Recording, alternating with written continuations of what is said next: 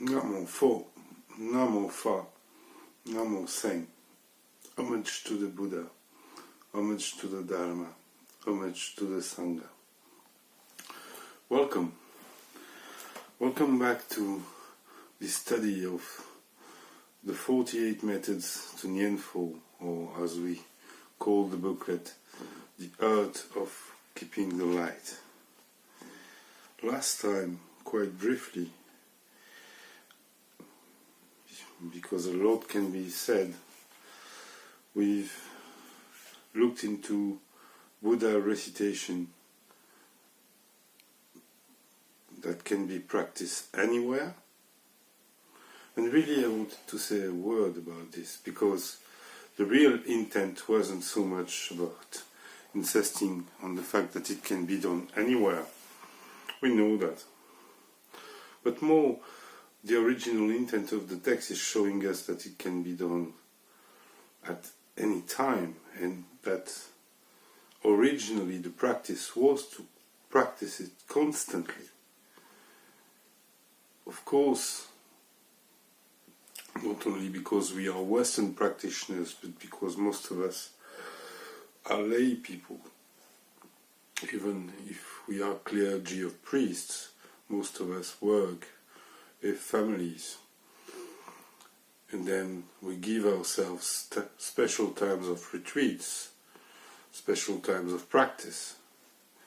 And during this time, we must try to practice all the time.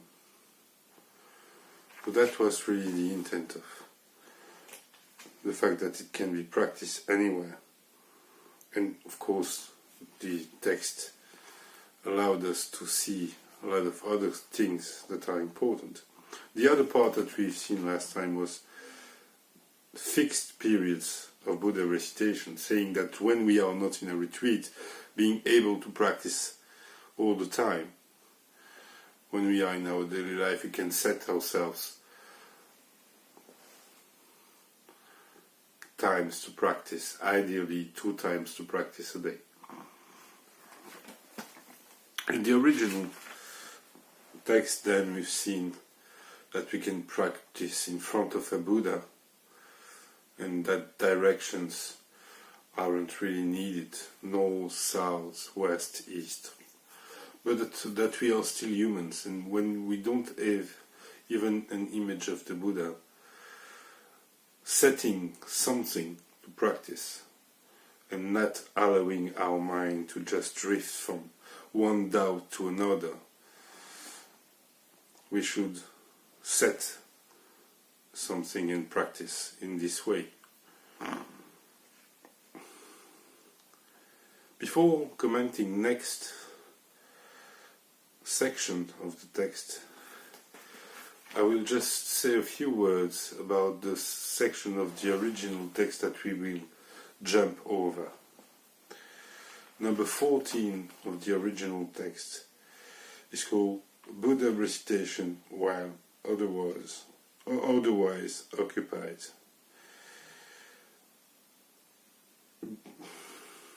In fact, it tells us that in daily life we can really put our minds and our bodies and our speech into a lot of activities that are totally unneeded. And in these moments, just saying the Buddha's name instead of all this helps us establish a strong practice of discipline, of sila in daily life, just abiding by the precepts, by keeping the name of the Buddha in our heart and mind. And more generally, that even if we are occupied, if we are walking, doing something, waiting for something, we can always practice the Buddha's name. Section 15 of the original text is about Buddha recitation in periods of leisure. And you begin to see why we jump over it. It's the same idea. Actually, even in times of leisure, you could use that time to practice the Buddha's name, at least a little bit. When we've seen the section about fixed periods of Buddha recitation, we've seen that we can practice twice a day, but if we had other possibilities in our day to practice very informally and keep the Buddha in our mind, then we should do so. And of course it's possible in periods of leisure. Section 16 of the original text that we'll jump over is about practicing Buddha recitation when rich, and it gives a few advice, actually, if you are rich, to practice and help others. And of course the text goes on in section 17 talking about the fact that poor people should also practice recitation of the Buddha's name, because this is obvious, and we begin by saying that the practice is wonderful because it can be practiced by anyone, really. Recitation of a sacred name, a sacred formula, a mantra, can be practiced even by a non-Buddhist, even by a non-religious person, so it was kind of obvious, that's why we jump over it. Section 18 is a bit different. We jump over it because the content of it has already been said, but it is called Pure Buddha Recitation. And basically it says that when you practice very sincerely, it will strengthen your practice, give it more strength, more force, and it will give you much wisdom in the practice. And by accumulating this wisdom and in this strength, this sincerity in your practice, you will actually inspire others. That's wonderful. But it's quite basic, and we already kind of talked about it. So, next section of the original text is section 19, is this, because we jumped over a few sections, section 13 of our booklet, The Art of Keeping the Light. It is called True and Earnest Buddha Recitation. And it has, of course, the same taste than the section we've just seen about the importance of sincerity in the practice. It is really a section about the intent of the practice and its natural consequence. I read the text. To eschew wealth and fame, to avoid showing off one's capacities, but merely to practice sincerely, this is something very few can achieve. So, it is giving us here a small advice, very humble advice, just to put aside wealth or fame. Our practice isn't about it. To avoid showing off one's capacities. It isn't about showing everyone that we can recite the Buddha's name with all sincerity for hours and hours, that we can sit like a Buddha for hours and hours, that we can do this, that we can do that. It is not about showing off at all. The text says, merely to practice sincerely. So, sincere practice. This is really something very few can achieve. This is the art of the practice. If you practice this very, very simple practice, even a child can do it, just repeating a Buddha's name, which is really the name of your own nature. Pure light, pure life. If you do it with profound sincerity. And when you do that, there is no difference between reciting the name and Zen and Chan. I go on with the text. The ancients told that it is difficult to find a dull and ignorant Zen practitioner, even if we go out of our way. Yet, a practitioner of Buddha recitation need only worry that he is not dull and ignorant.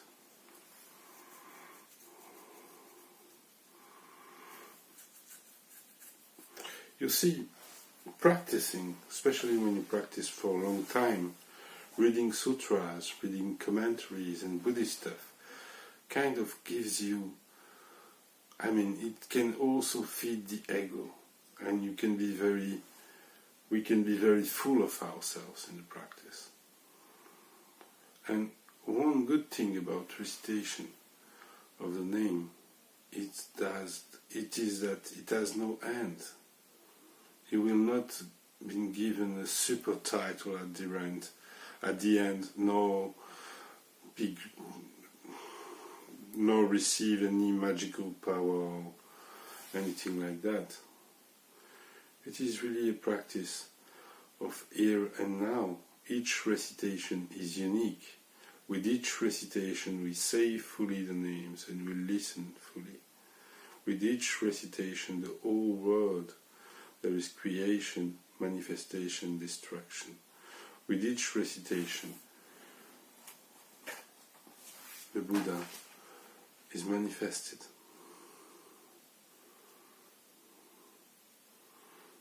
And this kind of practice gives a kind of man that is very simple, sometimes seen as an idiot, with someone who just recites, or as someone who is mad, because he laughs and play with the children, and it's the traditional image of the mad and simple practitioner that exists in Zen and that exists in Pure Land. And it is traditional to say, even in Japan or China, that practitioners of Pure Land are particularly humble people, simple people. And it is true that practitioners of Chan and of Zen in particular tend to be very full of themselves at a certain point. One of my teachers used to say that our practice is the reflect of our posture. When you practice with a very militaristic posture, very austere, very dry, very then all your practice is like that. This is what you're manifesting. When you practice with a very sincere, very simple, very ignorant in a way, you don't care about knowing things, you just do the practice and let go body, mind, wisdom, everything. And just practice. Just practice. That's the whole point of it. So I go on with the text. The two words, true and earnest, are a straight highway leading to Pure Land. Why? It is because when Buddha recitation is true and earnest, there are only the words Amitofo, Amitabha Buddha, and not a single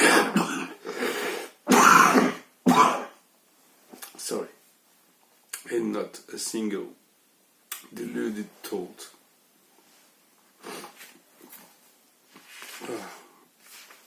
That's the end. So this Pure Land, as we said, can be seen in very different ways. Very traditional and popular, kind of heaven in the sky, in space, in the West. Why not? I don't say what it is. I don't know. I didn't dive. Did you? It can also be seen as something very internal, yogic or alchemical if you want. An inner harmony of our inner energies. Let's say it like that. It can also be seen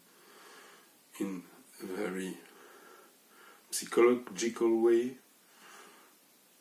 when someone is fully into happiness, living into happiness, and also in a very absolute way. Pure Land is a land, a place that is like it is and doesn't need anything else, because it is fully realized, shared, one with the ones who are living in it. No separation. To someone who isn't living in this world through the veils he has in front of his eyes, but directly seeing the world as it is really dwelling into Pure Land, into a land that is as pure as it can be, as it is.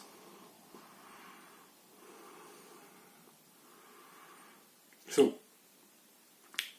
what is the path to it? It is the intent of pure and earnest. That purity isn't purity. That's what we call it, purity. By the way, that way of seeing things is the very core of the Diamond Sutra. So important for the fifth patriarch, and actually Chan Zen in general. Anyway, it is said then that when really the purity we are talking about is manifested, then there is only Amitofo, only Amitabha, only the words that are recited. What does that mean? That means that for the practitioner, when he practices with purity, with great sincerity, with all his body and mind, and he casts everything away, he lets go of everything, of his own ego, of everything he has really, he burns himself into the practice and dives into it and does it fully. Then at this very time, saying the words fully and listening to them fully, there isn't a single thing but A, Mi, To, Fo.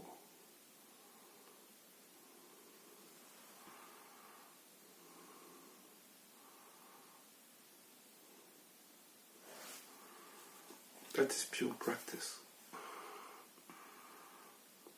And it doesn't to be done in front of altars and Buddhas and cutting the carrots in the same way, cleaning the toilets in the same way, caring for your children in the same way, for others in the same way.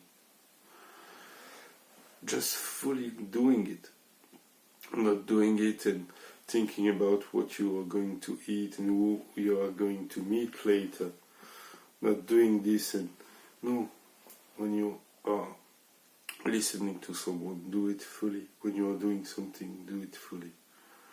This is really the way to manifest Kanon eyes and arms and hands, in this word.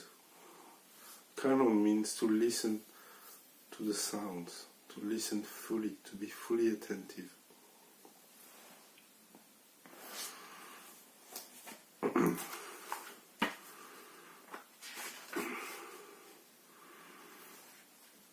I will just say a few words about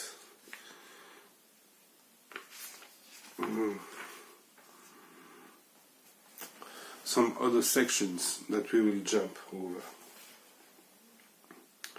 There is a section called Reciting the Buddha's Name When Happy.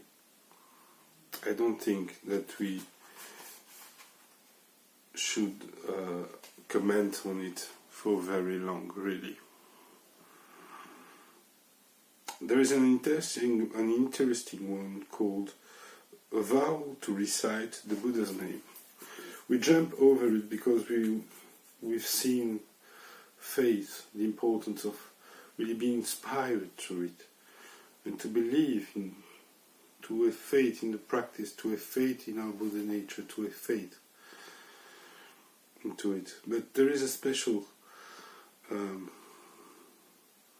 link in the Pure tradition to vows, to vowing, actually to use vows to fuel our faith in the practice. In fact, it is generally through the recitation of the mantra of rebirth in the Pure Land, which is a practice linked to the Pure Land tradition, of course, that is also practiced just as saying the Buddha's name during when someone dies, in a ceremony when someone dies. Sorry. So we could say a lot of things about it.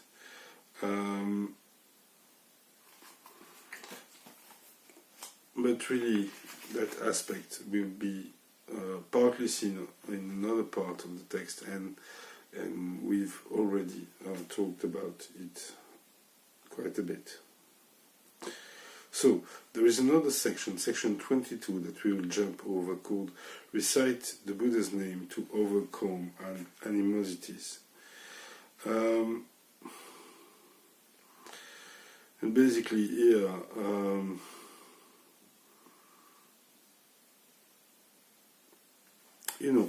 Jidin Chakya, or Wemiao Jidin Chakya, who was a Chinese master and the founder of our order, used to say his Dharma word was satisfaction. He used to say satisfaction, satisfaction, and offer the Dharma word satisfaction to others. But it was linked in his mind to the fact of seeing cause and effect in his life, and then to not nourish from the fact that we see cause and effect, to not nourish our own opinions, our own fabrications, our own tendencies.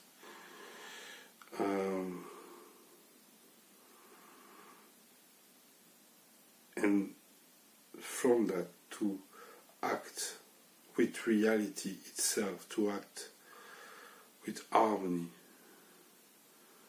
And satisfaction for him was all that, seeing causes and effect, not nourishing opinions, fabrication, tendencies, and act with reality, harmonize with reality.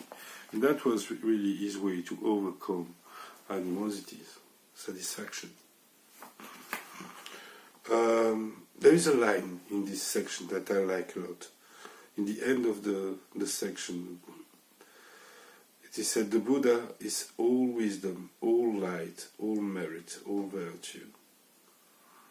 And it is important sometimes in our reality to make contact again with this reality, so at the core of ourselves, so intimate, and to create a link with it. And that link is, of course, a very subtle link with this archetype, but it is also a link with the reality that Amitabha Buddha is, which is really the light of wisdom, the light who casts a shadow away, and who, for that, seeing causes and effect, not nourishing our own fabrications, and acting with harmony is key. So that the Buddha is really all light, all wisdom. Anyway,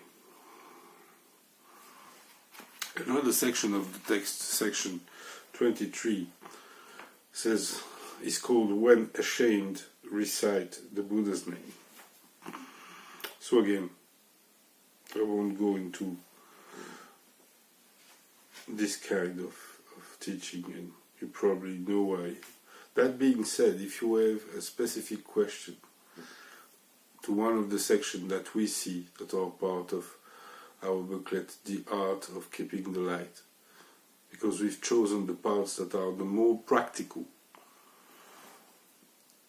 or maybe into these parts of the original. Don't hesitate to share it in the publication on our Facebook group, or to send me an email if you see this through YouTube.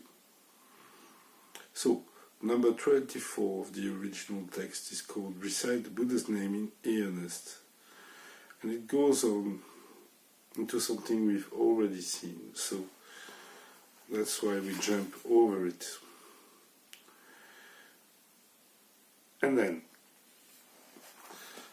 there is section 25 of the original text, section 14 of our booklet, The Art of Keeping the Light, which is called Buddha Recitation and Offerings. Let me see.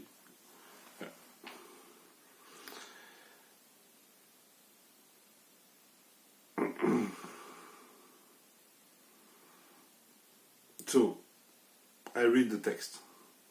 In everyday life, on the occasion of a seasonal festival, or the festival of a Buddha or Bodhisattva, it is customary to make offerings, according to one's means, of incense, lights, flowers and fruits.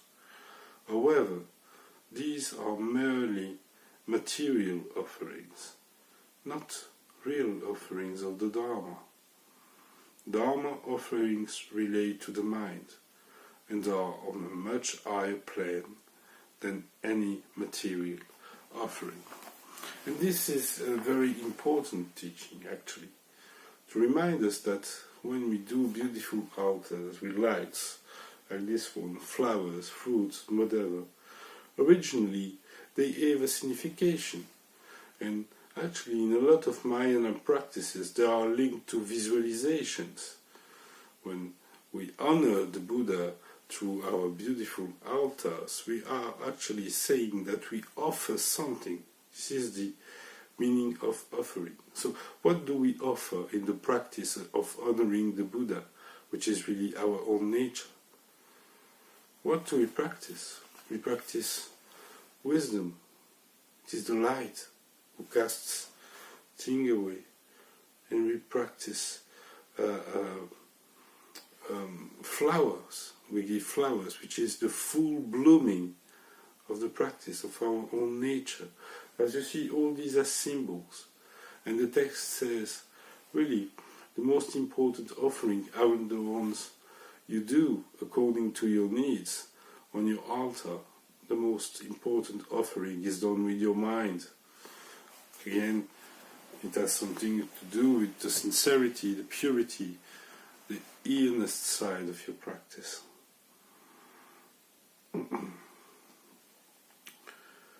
I go on with the text.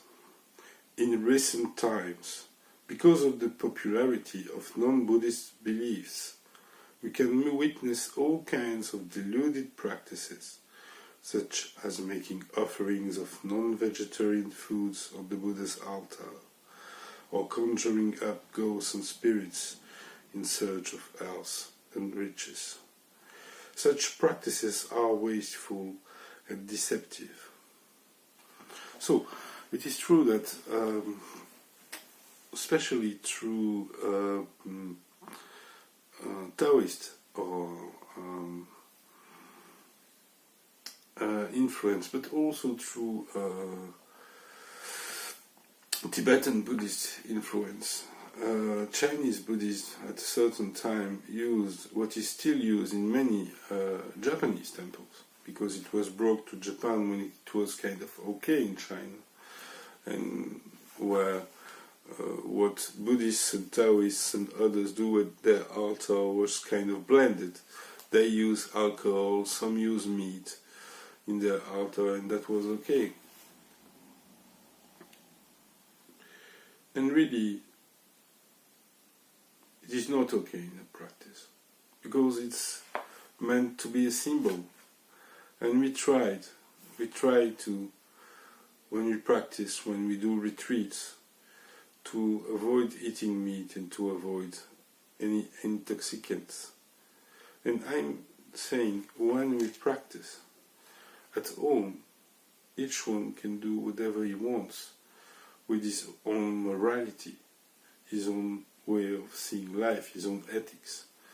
But during a retreat, during a liturgy, during a group practice, we try to live the most profoundly we can by the 5 precepts, including non-killing, including not intoxicating the body and mind. I go on with the text saying, only Buddha recitation can eliminate all ails, and it costs nothing. So many times people make great altars and pray to gods and cast up spirits and whatever to gain some benefit. And it tells us that the real benefit to gain from the practice is gained from the practice and not from anything else. Only Buddha recitation, only the simplest sincere practice. That's how I see it. Only the simplest sincere practice is needed. And that's really the best offering you can make. If you can offer light, if you can offer flowers, if you can offer fruit or whatever for a special festival, for everyday practice, that's great, really. But if you do that, the material offering, without the offering of mind and the purity of the practice, the sincerity you put into your practice, then it's worth nothing. Just like Bodhidharma in front of the emperor. Okay, what merits did the emperor gain from all the things he put on the altars? Nothing. Nothing at all. If you don't practice with sincerity. Yet, few people bother to learn about it, to learn about the signification of offerings. And, yeah. I sincerely hope, says the author of the text, that the wise will not allow themselves to be misled and to kind of fall into that competition of beautiful altars. Don't get me wrong, it can be a very good thing if you can to have a beautiful altar, because it is also a way to kind of trick ourselves, to use the way we function naturally as humans. We like to do good and beautiful things, and to offer these good and beautiful things into what we've put a lot of attention and time to offer it to what we see as beyond and through us, not above us. And to offer it really to what our real nature, to the Buddha, is. So this is the end of this section of the text, and I think of part 2 of the text. So before it, I just want to say that there is another section that we will jump over, section 26 of the original text, called Reciting the Buddha's Name to Repay Your Filial Debts, which is a very Confucian idea, but it is important to pay attention and to pay your respects and to give offerings to your fathers and ancestors. But I think you see what the intent is. Again, the true way and the purest way to give respect to your family and ancestors is to actually just to practice sincerely and to be a good man. That's it. That's the intent of the text. Another section 27 of the original that we'll jump over, is practicing charity through Buddha recitation. Saying in a few words that you can help a person materially, but you can also helping him in practicing, helping him knowing the practice, which will also